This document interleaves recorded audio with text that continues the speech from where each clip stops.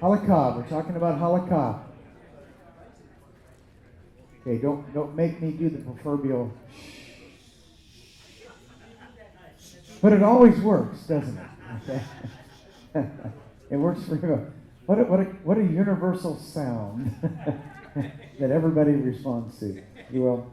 Now remember, we were talking about the word Halakhah, and I want you to keep in mind that this is a word that expresses the idea of something passed down from generation to generation, not just everybody left to fend for themselves to figure out how to walk. Because obviously some of you have figured out that your walk is how you live your life.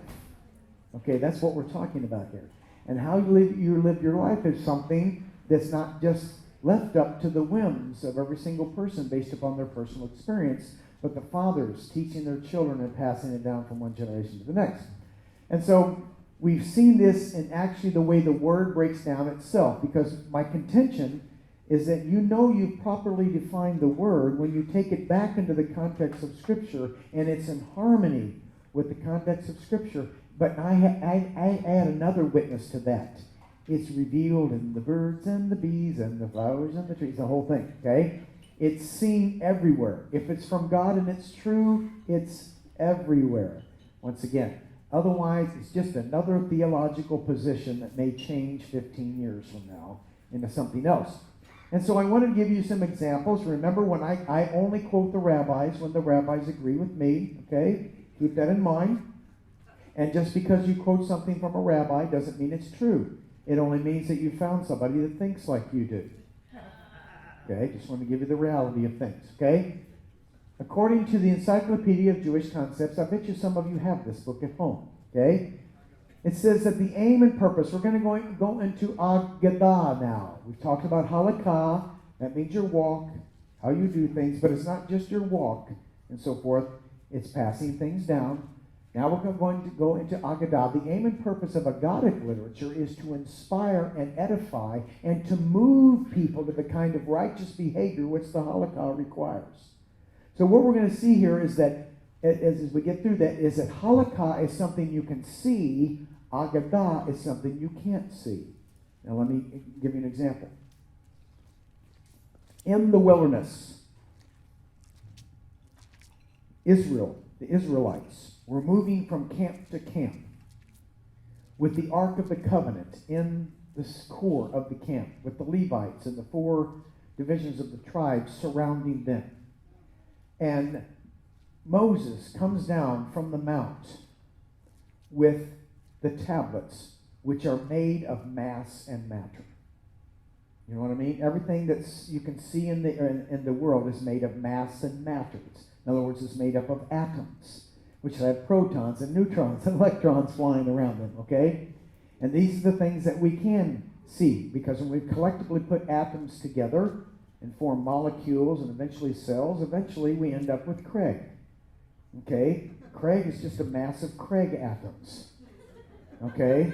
So I'm looking at a mass of Craig atoms all held together by an electromagnetic field, okay? If I remove that field from Craig, there'd be Craig atoms in your hair, in your teeth. There'd be Craig atoms all over the room. But he's surrounded with an electromagnetic field which keeps him together, and so forth. I don't know why I brought that up. But the reality is the commandments are God's Halakhah. They're God's instructions on what? How to walk, how to live your life, which you pass down to your child, and he passes it down to his firstborns, and so on and so forth. But the interesting thing is that the commandments, since they're made of mass and matter, the things that you can see, because Halakhah is the things you can see, they can only be in one place at one time. So wherever they went, Israel went with them. And you could go and you could see the commandments of God written by his finger on those tablets. But here's the problem. These are the commandments that bless you when you keep them and curse them when you don't. So they're your life, they're your liberty, they're your blessings, but they can only be in one place at one time. Are you with me?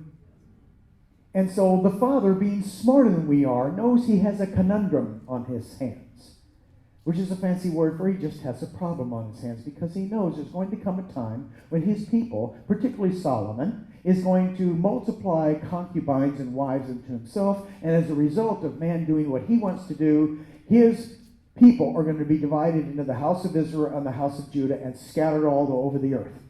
Whoops, we got a problem because my commandments bless the people. But they can only be in one place at one time. But my people are now going to be scattered all over the earth. Oh no, what do I do? I don't think he actually said that, so I'm kind of making that part up. Okay, but I'm just imagining that I'm him for a moment. That's difficult to do. I'm sure God is much taller than I am. Okay, but you know what I mean. He's got a problem on his hands because his people are going to be driven across the world, across the earth, and his commandments can only be one place, and he knows that these are the commandments that bless him, so what am I going to do? And not only did he know that his commandments could only be in one place, and his people would be scattered out throughout the world, but he also knew that we wouldn't even know where those commandments were. We don't even know where the 10 Commandments are. We don't even, not only can they only be in one place at one time, we don't know where that is. Some people believe it's below the Temple Mount. Some people believe it's in Ethiopia. Some people believe, according to the Maccabees, that Jeremiah hid them in a cave. You know what I'm talking about. So not only do we not have them, not only can they only be in one place at one time, well, we don't even know where that is at. So the father has a problem on his hands. So he thinks to himself, what am I going to do?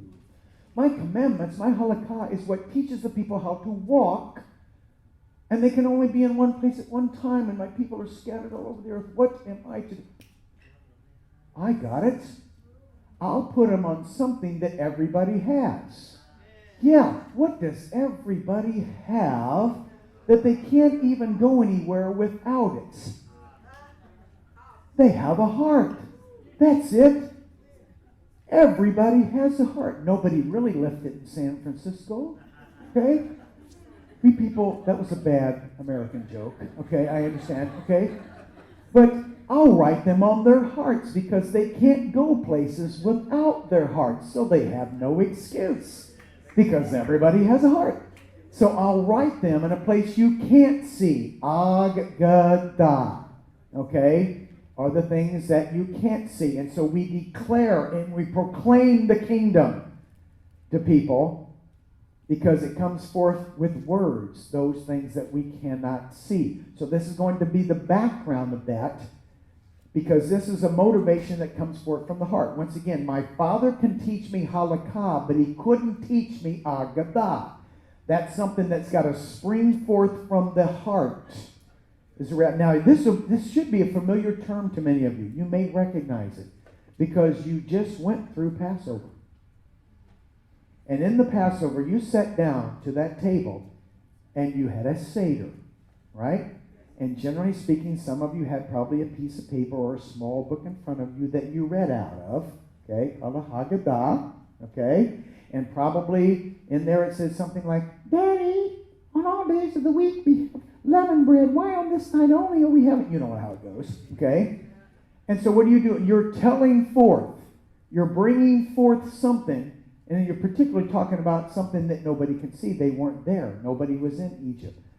But we pass this down in the Passover Seder. We tell and we proclaim these things from generation to generation.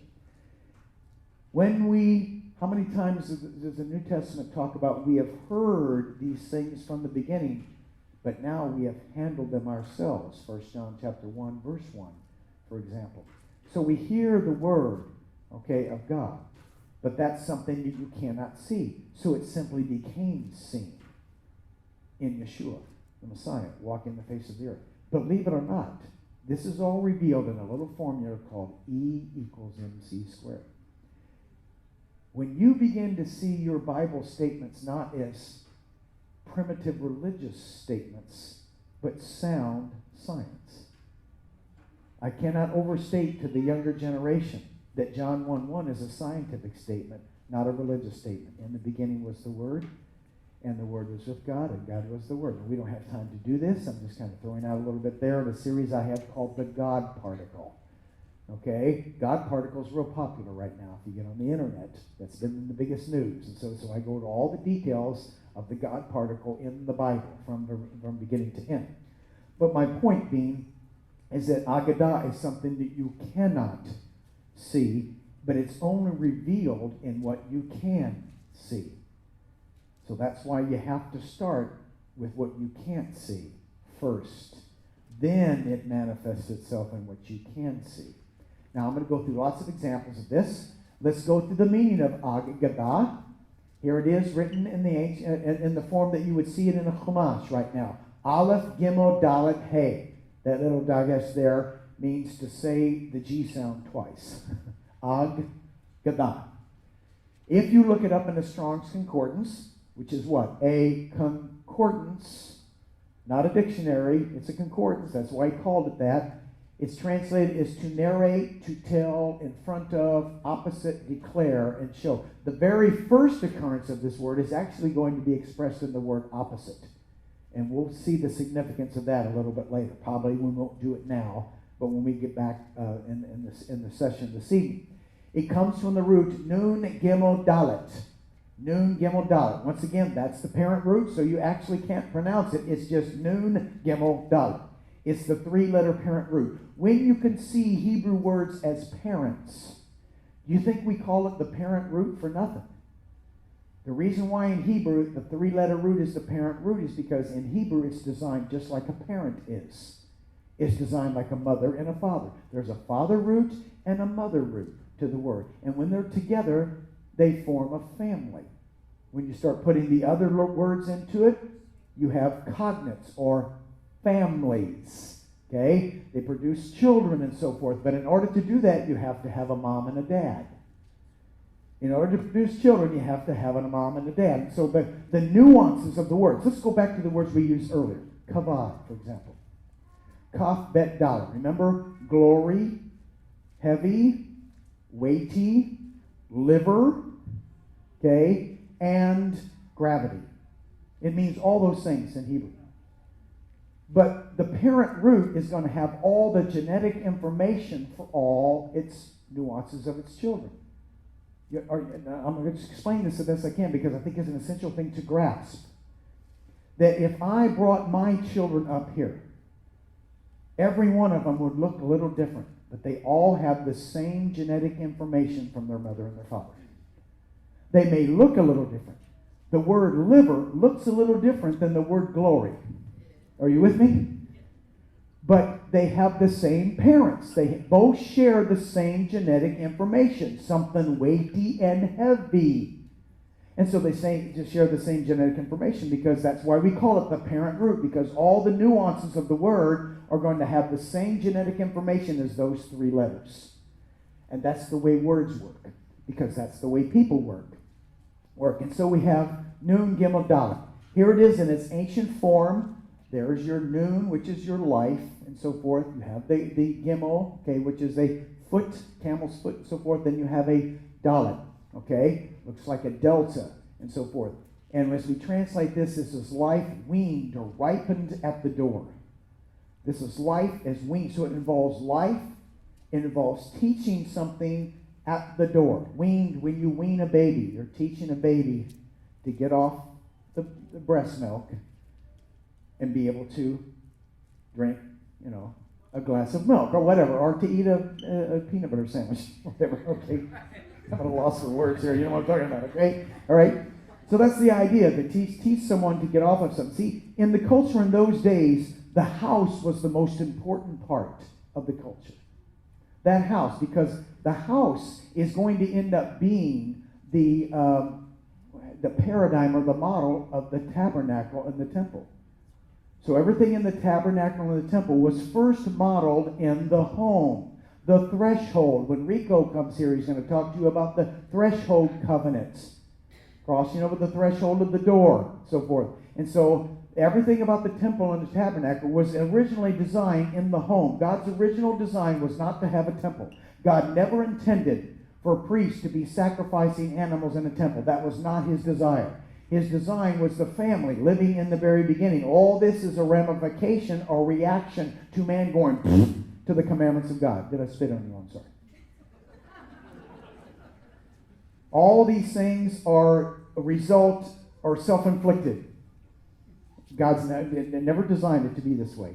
To live in harmony with the family in the beginning was the way he designed. and so forth. And so we see all these things passed down from one generation to the next. The most important part was the house.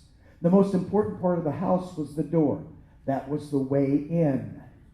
Obviously, that was the way out, okay, but that was the way in to the family of God. The fourth issue of the door. So the door is a very important place. In those days, when the men and the sons would go out into the field in the morning, the mother and the daughters would stand at the door, and they would greet them, and they would talk about the things that are going on during the day, and they would go out and work in the field.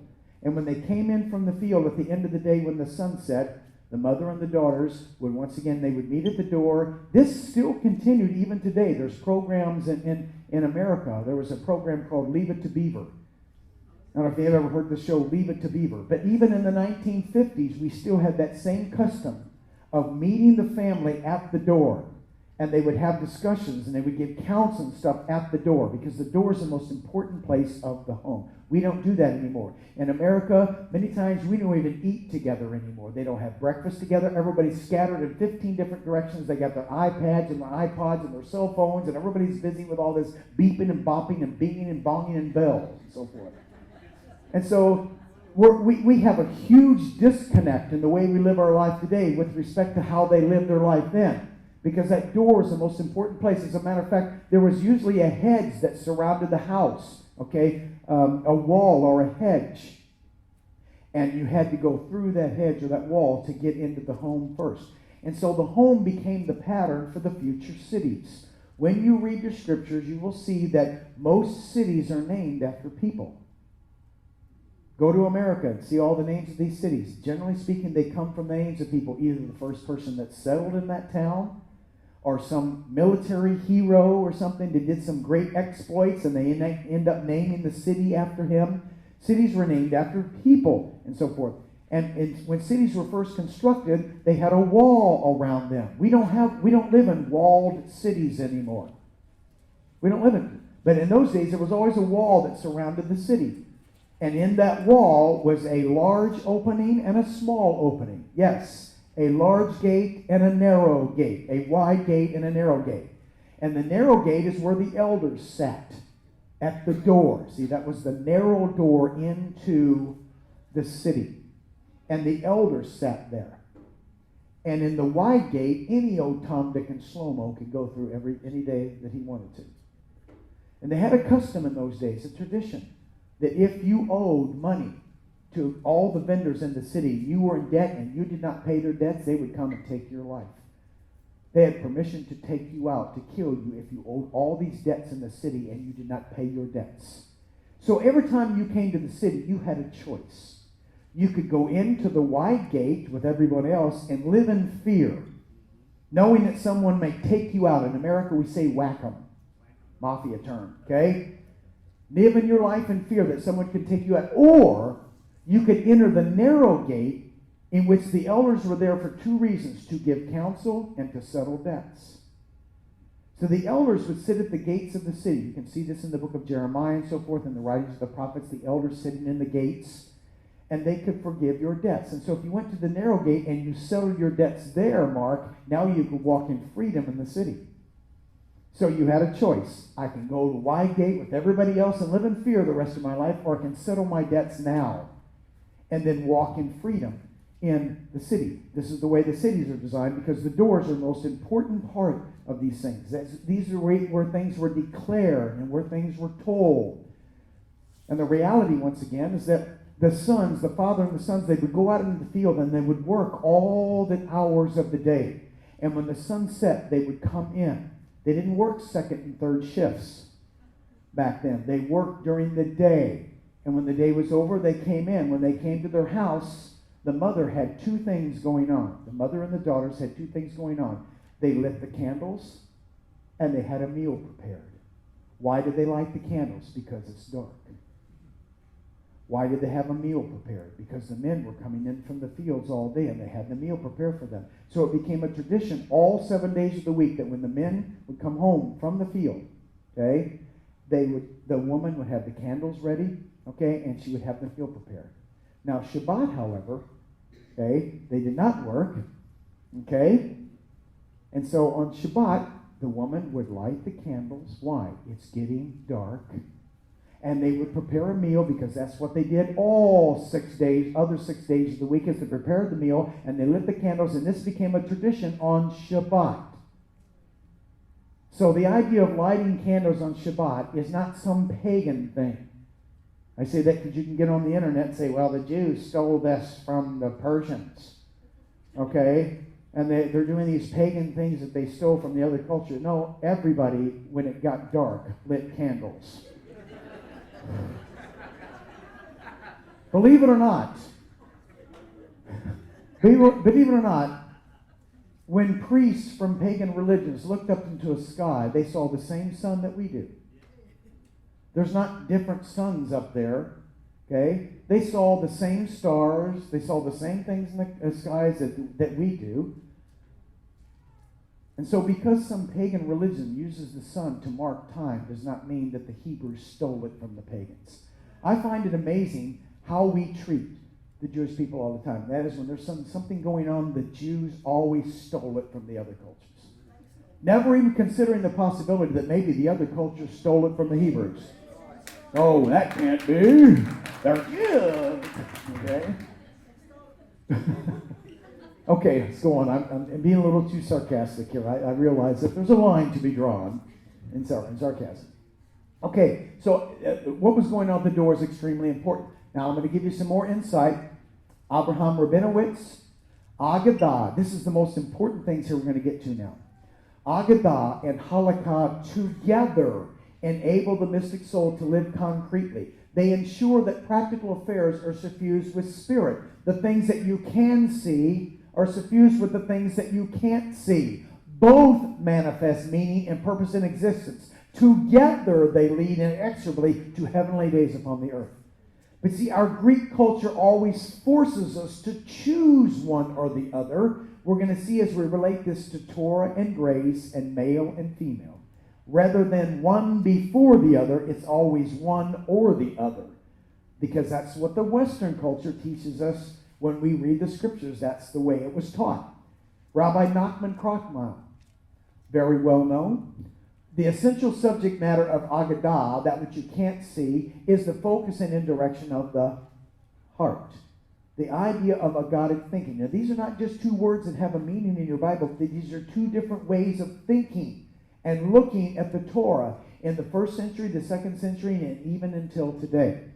The same thought process is looking at the Scriptures from just a halakhic point of view, or from an Aggadic point of view, or suffusing the two together. One comes before the other. And I hope tonight, when we come back, that I'll give you enough evidence, scripturally and in how life is lived, as to one before the other, not one or the other. That the two are designed to be one. Man is in constant business of separating the two.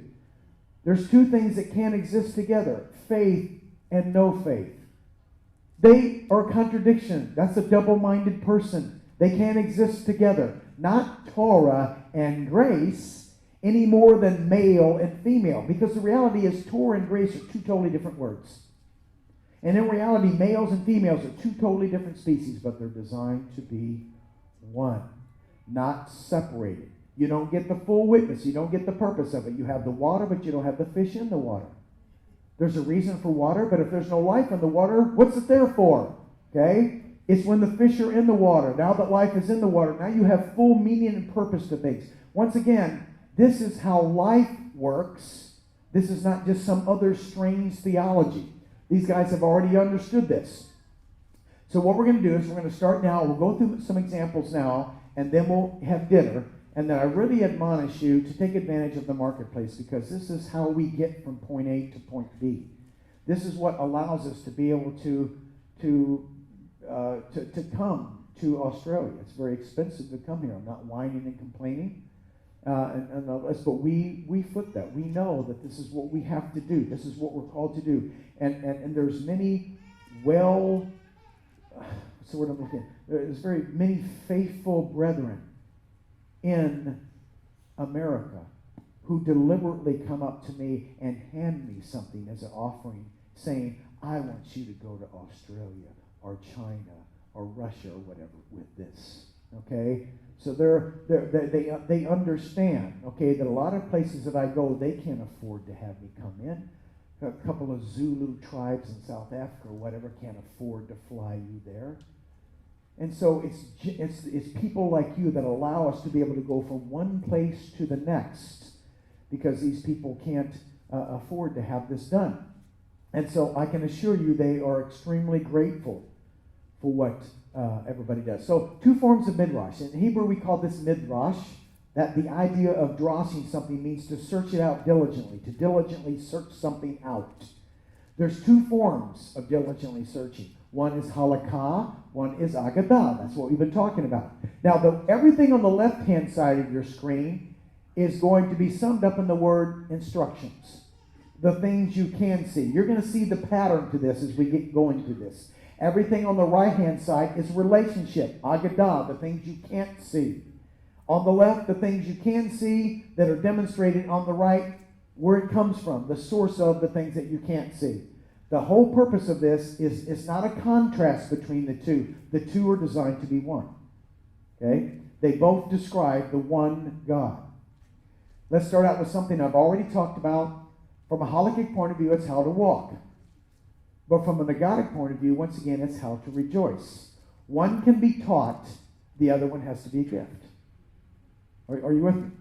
One is taught, the other one has to be a gift from God. It can't be taught. Okay? It's got to be by grace through faith. It can't be about any works that you do, but a gift from Him. From a halakhic point of view, God's instructions are seen as might and power. When you see Him part the Red Sea, for example, that is something demonstrated that you can see with your eyes, and that is truly the God of Abraham, Isaac, and Jacob. But grace and love are 2 things you can't see. On the left you can see, on the right you can't see. Guess what? Same God. Same God. From a halakhic point of view, His instructions are seen as the voice of power. His voice is like the sound of many rushing waters. That's something you can demonstratively experience. Maybe some of you have experienced that. But most of us don't realize that from an Aggadah point of view, it's a still small voice. It's a still small voice. Both the same God. Not choose one or the other, but they're both designed to be one. I believe that the Father's always speaking to His people in a still small voice, and the bad guy knows it. So He fills our life with as much noise and clutter as He possibly can. So we can't hear the voice of our God. With cell phones and beeping and bopping and cuckoo and all kinds of silly noises. Okay? They're constantly going on in our lives. Phones ringing, cars honking. The Father right now is speaking to us with a still small voice, but there's some short bald guy up here flapping his yapper, and we can't hear him here either. Okay? It's kind of a joke and kind of not. Okay? But this is what the enemy does. He fills our life with noise. I believe there's several occasions when Yeshua seems to be walking through the city and He just kind of escapes out of the midst of them and goes to a place by Himself. I think even though there were probably no horns honking in Jerusalem in the 1st century, I believe the crowds and the people, He needed to get away so He can hear the still small voice of His Father and get away from the clutter and the masses and so forth in the city, the sea of humanity. From a halakhic point of view, His instructions are seen as the letter of the Torah.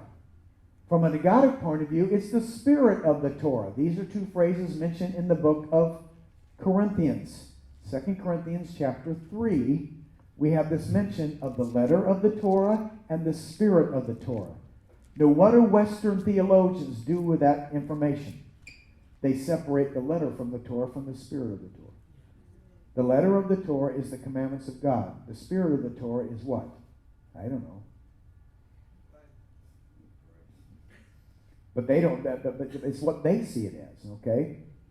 Because the reality is the letter of the Torah is those commandments scrawled on those stones, okay?